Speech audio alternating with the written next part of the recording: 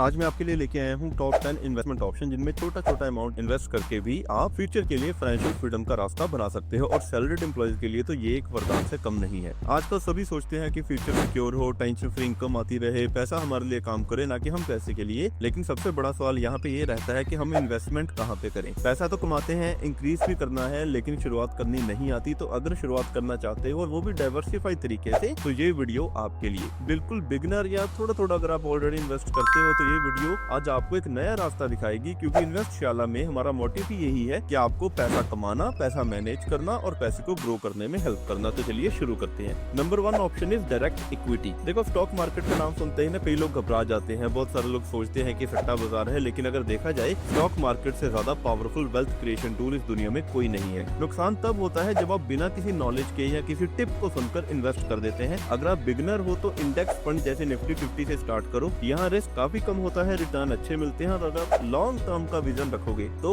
आपको नुकसान कभी नहीं होगा। ट्रेडिंग में उलझने की आपको जरूरत नहीं है। इवन वॉरेन बफे भी यही कहते हैं कि अमाउंट से ज्यादा मैटर करता है कि आप टाइम कितना इन्वेस्ट करते हैं। Number 2 is mutual fund. अगर आप स्टॉक्स में इन्वेस्ट नहीं करना चाहते, आपको डर लगता है, आप एक्सपर्ट नहीं हो, then mutual fund is the best option, is a super option. एक एक्सपर्ट फंड मैनेजर आपके पैसे को मैनेज करता है। वो अलग अलग स्टॉक्स में, बॉन्ड्स में आपके पैसे को इन्वेस्ट करता है। आप इसमें SIP कर सकते हो जिसमें मंथली थोड़ा थोड़ा इन्वेस्ट करो, या फिर आप लमसम जब भी आपके पास पैसा है तब इन्वेस्ट कर सकते हो किसी म्यूचुअल फंड में। यहाँ पे आप टेंशन फ्री ग्रोथ का मजा लेते हो। आप एक बार म्यूचुअल फंड को शुरू करके उसके बाद साथ के साथ ये भी सीख सकते हो कि स्टॉक को डायरेक्टली कैसे बाय किया जा सकता है। नंबर 3 हमारा सबका favourite, fixed deposit. Traditional investment, low risk और सिंपल। FD हर किसी का फेवरेट है। बैंक हो या पोस्ट ऑफिस, FD करवाने की ऑप्शन हर जगह मिलती है। इसमें पैसा 100% सेफ है, एक फिक्स्ड इंटरेस्ट मिलता है, रिटर्न मॉडरेट रहते हैं, कई बार इन्फ्लेशन को भी बीट नहीं कर पाते। लेकिन हाँ, अगर देखा जाए तो आपका कैपिटल प्रोटेक्ट है। उसके बाद आपको अच्छी खासी लिक्विडिटी मिलती है। आपको आधी रात को पैसे की जरूरत पड़े, आप नेट बैंकिंग ऐप से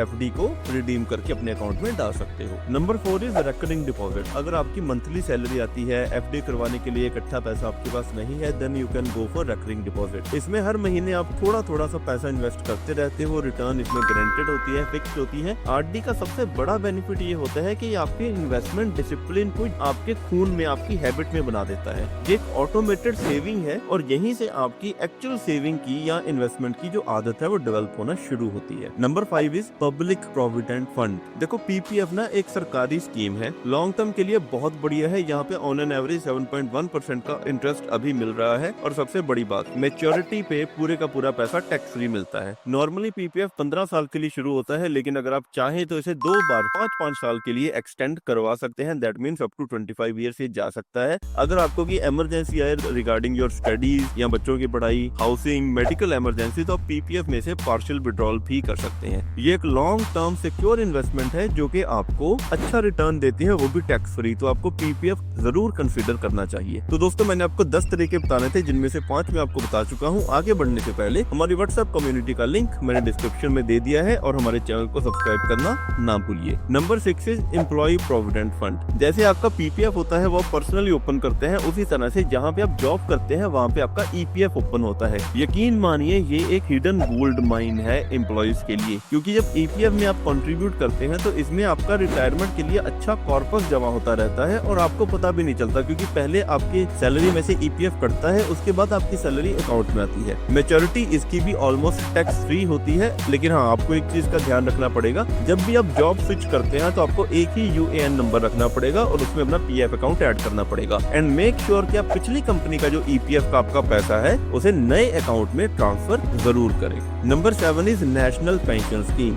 देखो, रिटायरमेंट प्लानिंग के लिए ना NPS एक बेस्ट ऑप्शन है। पहले क्या होता था कि गवर्नमेंट एम्प्लॉयज को पेंशन लगती थी अंडर ओल्ड पेंशन स्कीम, लेकिन 2004 के बाद सारा कुछ बदल चुका बिकॉज गवर्नमेंट ने NPS इंट्रोड्यूस कर दिया। Initially NPS was only for central government employees, उसके बाद ये स्टेट गवर्नमेंट एम्प्लॉयज के लिए आया। उसके बाद PFRDA यानी कि pension fund regulatory development authority of India ने इसे हर सिटीजन के लिए ओपन कर दिया। NPS की सबसे बढ़िया बात क्या होती है कि आपको इक्विटी में इन्वेस्ट करने का ऑप्शन देता है, जिसमें आपको 11 11-12% के करीब बहुत बढ़िया रिटर्न मिलता है। जब आपकी रिटायरमेंट आती है, आपका जो कॉर्पस बना होता है उसमें से 60% आप विड्रॉल कर सकते हो, बाकी का 40% की आपको पेंशन लगेगी। एंड वन मोर थिंग, ये जो 60% आप निकालने वाले हो ये टोटली टैक्स फ्री पैसा मिलेगा आपको। और अगर एनपीएस होल्डर की डेथ हो जाए तो जो बाकी का पैसा उसने इन्वेस्ट किया था फॉर पेंशन, वो घर वालों को वापस मिल जाता है, डिपेंडिंग अपॉन कि आपने एन्युटी ऑप्शन कौन सा सिलेक्ट किया था। Number 8 is corporate bond. देखो, कॉर्पोरेट्स को पैसा चाहिए होता है अपने डे टू डे एक्सपेंस को मैनेज करने के लिए।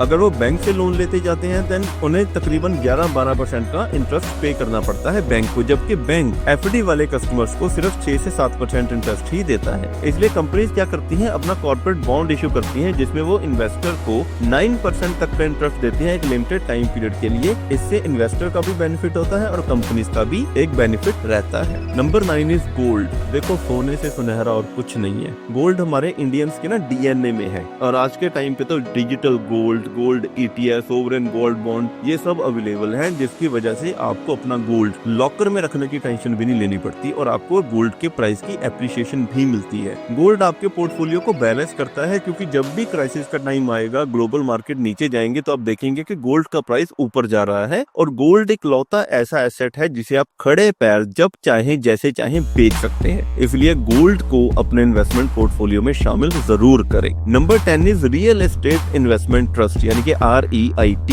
अगर आपको भी लगता है कि रियल एस्टेट बनाने के लिए करोड़ों रुपया चाहिए, देन आप गलत हो। REITs में आप थोड़ा थोड़ा पैसा लगा के भी कमर्शियल रियल एस्टेट में इनडायरेक्टली इन्वेस्ट कर सकते हो। अब जितना आप इन्वेस्ट करोगे उसी परसेंटेज के हिसाब से आप रेंटल या रिटर्न्स मिलते रहेंगे, और ये सेबी की तरफ से रेगुलेटेड होते हैं और ट्रेडिशनल रेंटल प्रॉपर्टी के अगेंस्ट इसमें लिक्विडिटी काफी अच्छी होती है। बिकॉज अगर आप एक घर बेचने जाएंगे तो हो सकता है कि ऑन द स्पॉट उसकी अच्छी कीमत ना मिले, लेकिन REIT रियल टाइम में ट्रेड होता है तो इसमें आप इन्वेस्ट कर सकते हैं। तो आप कमेंट करके बताइए कि आप इनमें से कौन सी इन्वेस्टमेंट ऑप्शन में इन्वेस्ट करना चाहते हैं, सो दैट मैं आपके लिए उसके ऊपर एक डिटेल्ड वीडियो बना सकूं। अगर आप इस चैनल में नए हैं, आपको वीडियो थोड़ी इन्फॉर्मेटिव लगी हो, देन प्लीज एक वीडियो को लाइक कर दें, चैनल को सब्सक्राइब कर दें, क्योंकि यहाँ पे मिलता है रियल वर्ल्ड प्रैक्टिकल और रिलेटेबल इन्वेस्टमेंट लर्निंग। तो मिलते हैं हम लोग अगली वीडियो में दोस्तों, किसी नए इन्वेस्टमेंट आइडिया के साथ। धन्यवाद।